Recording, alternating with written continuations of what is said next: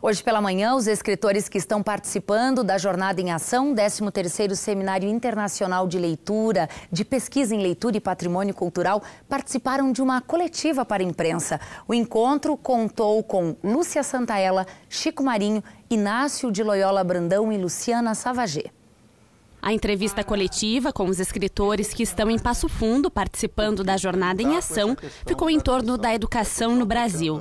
O escritor e professor da Universidade Federal de Minas Gerais, Chico Marinho, falou sobre os desafios do ensino nas escolas e nas universidades.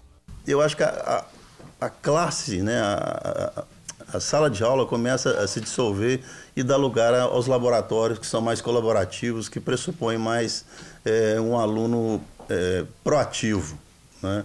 Então o aluno hoje ele é o protagonista também, não é o professor que fica falando blá, blá, blá, blá, mas é o aluno que vem trazer a ideia também. Às vezes o aluno chega com um potencial, chega sabendo mais que o professor.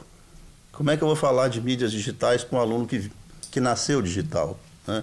Então é preciso repensar a universidade, repensar a sala de aula nesses termos. A escritora e professora da PUC São Paulo, Lúcia Santaella, falou sobre a qualidade da educação no Brasil.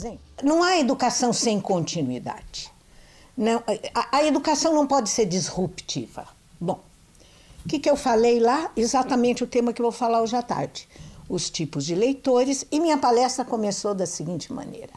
Se eu fosse falar sobre o que funciona na educação no Brasil, eu teria que inverter meu tema. O Brasil como um laboratório de pesquisa sobre o que não funciona na educação. Nós estamos no fundo do poço. Há alguns anos, eu não pratico a covardia moral. A gente tem que denunciar, pelo menos com a minha voz, que vale tão pouco. Eu tenho que denunciar o que está acontecendo nesse país. E denuncio para onde eu vou. Então, o que acontece? Há alguns anos eu dizia, esta crise da educação brasileira está começando a afetar a pós-graduação. Isso afetou todas as áreas. Quer dizer, hoje a pós-graduação virou um festival de doutorados sem qualidade. Competição entre a literatura infantil e a tecnologia foi o assunto tratado pela escritora e jornalista Luciana Savagé. Sabe que eu acho que não compete? Eu acho que não compete. Eu vou dizer, eu entrei em crise criativa, se é que pode existir isso, quando nasceu meu netinho de 6, que agora está com 6 anos. E eu fiquei achando, eu não estou sabendo escrever mais literatura, porque eu achava que eu escrevia literatura para criança e comecei a descobrir que não era para criança, porque eu achava que não estava falando de cangaço e tudo. Como que eu vou escrever isso para criança?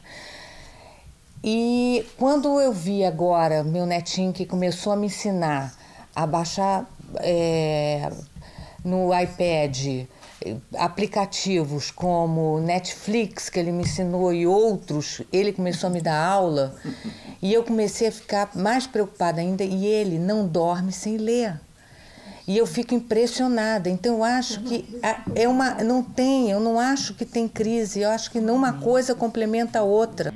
Questionado sobre como o interesse do público interfere na hora de escrever um livro, o escritor e cronista Inácio de Loyola Brandão falou sobre o que considera quando está escrevendo seus livros.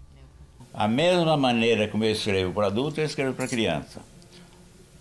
E, por exemplo, tanto deu certo, o menino que vendia palavras, que foi muito bem, ganhou vários prêmios, se bem que prêmio também não quer dizer nada, e ganhou o Jabuti. E é bonitinho porque o Jabuti que ele ganhou é dourado, mas não é nem de ouro. Mas foi um livro que foi uma memória minha, e eu escrevi do jeito que eu quis. E ele vende muito entre crianças e é adotado por escolas, virou uma peça teatral.